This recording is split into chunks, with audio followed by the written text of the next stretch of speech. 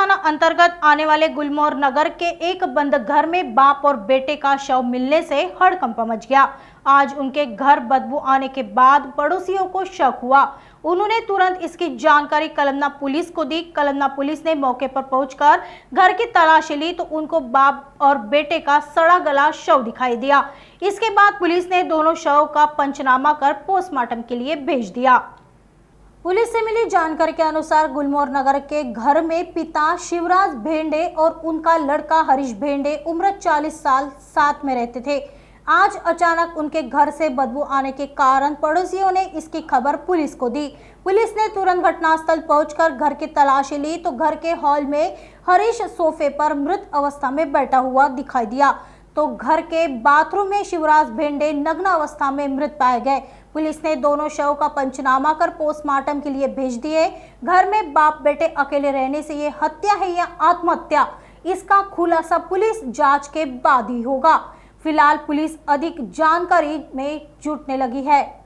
तो माझा आत्याभाऊ होता, तो माझा आत्याभाऊ असून तरी म्हणजे आमच्यासोबत त्यांचे म्हणजे संपर्क होते, पण तो जास्त म्हणजे संपर्कात म्हणजे कोणाचा नव्हता राहत नाही, म्हणजे रिलेशनमध्ये किंवा म्हणजे आजूबाजूच्या म्हणजे याच्यामध्ये घरामध्ये। तर आज आम्हाला म्हणजे माहीत पडलं की बा म्हणजे तो म्हणजे माझ्या मोठा भावाला म्हणजे रोशन शिवदासजी भेंडे त्याचा सख्या भावाला त्याला माहीत पडलं म्हणजे बाजूमधून की बा म्हणजे तुमच्या घरातून बा दुर्गंध हवा येत आहे आणि बा वास येत आहे, बा दुर्गंध हवा आणि वास येत आहे बा। त्यामुळे त्याला कळवलं तर त्यामुळे त्यांनी म्हणजे त्याच्या भावाने रोशन भेंडेने आम्हाला फोन केला, म्हणजे आम्ही त्याचे मामे भाऊ त्याचे सख्खे, तर आम्हाला कळवलं की बा तुमच्या घरातून बा दुर्गंध हवा येतात। तर मला त्यांनी फोन केला की बा तुमच्या घरातून, तेव्हा माझ्या आत्याच्या मुलांनी म्हणजे रोशन भेंडेनी मला फोन केला त्याच्या भावाने की बा तुम्ही लोक लवकरात लवकर पोहोचा बा, कारण की मला फोन आला बा की बा वास येता म्हणून त्याच्या घरातून। आणि बा कोणी 2-3 दिवस झाले बा, 2 दिवस झाले, 31 मार्चचा पेपर त्याच्या घरी पडलेला होता, 31 मार्चचा त्याच्या घरी पेपर पडलेला होता। तर बा तो बा त्याचा तसाच पडला, पण बा म्हणजे काही रिस्पॉन्स नाही आणि बाहेरून गेट लागलेला होता आणि घरामध्ये बाथरूममध्ये अंग म्हणजे नसताना म्हणजे कपडे काहीच नसताना त्याच्या वडिलांची बॉडी तशीच पडली होती, म्हणजे फक्त रक्तात म्हणजे तोंडातून त्याच्या रक्त येत होतं। आणि माझा जो भाऊ होता हरीश शिवदासजी भेंडे, त्याचा पूर्ण अंग म्हणजे पूर्ण एकदम रक्तानी बंबाळ, पूर्ण म्हणजे हॉलमध्ये पूर्ण रक्त म्हणजे पूर्ण होता। आम्ही जेव्हा तिथे पोहोचलो तेव्हा आम्हाला माहीत पडलं की म्हणजे ही घटना बा कोणती। आता आम्हाला हे ना माहीत की बा तो मर्डर आहे किंवा म्हणजे त्यांनी कोणाला मारलं किंवा त्याला म्हणजे कोणी मारलं, ते हे आम्हाला नाही माहीत। 8-8:30च्या सुमारास आम्हाला अशी खबर मिळाली की एका घरातून एक दुर्गंधी वास येत आहे। आम्ही त्या ठिकाणी तात्काळ पोहोचल्यानंतर आम्ही आत बघितलं तर घराच्या हॉलमध्ये सोफ्यावर एक 40 वर्षीय पुरुष जातीचा याचा मृत अवस्थेत बसून होता सोफ्यावरती आणि त्याचं ब्लड बाहेर निघत होतं। बॉडी डिकम्पोज झालेली होती, जवळपास 2-3 दिवसापूर्वीची असावी।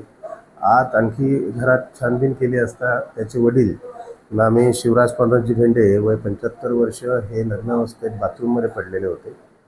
ह्या दोघांचंही प्रामाथिस्य बघितलं असता त्यांचं मृत्यूचं कारण समजून येत नाही आहे। त्यासाठी आम्ही इन्क्वेस्ट पंचनामा आणि पुढील पोस्टमार्टमसाठी त्यांची बॉडी निवला हलवली आहे। बॉडी आता ज्या अवस्थेत आहे त्यावरून असे आढळून येते की 2 दिवसापूर्वी असावी, 2 दिवसापूर्वी त्यांचं मयत झालेलं असावे।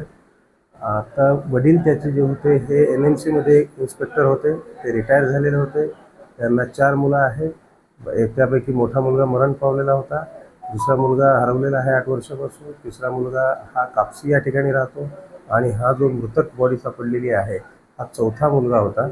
हा मुलगा काही कामधंदा करत नव्हता, दारूचा व्यसनी होता, असे त्याच्या नातेवाईकांकडून माहिती मिळाली। नागपुर समय, गली से दिल्ली तक।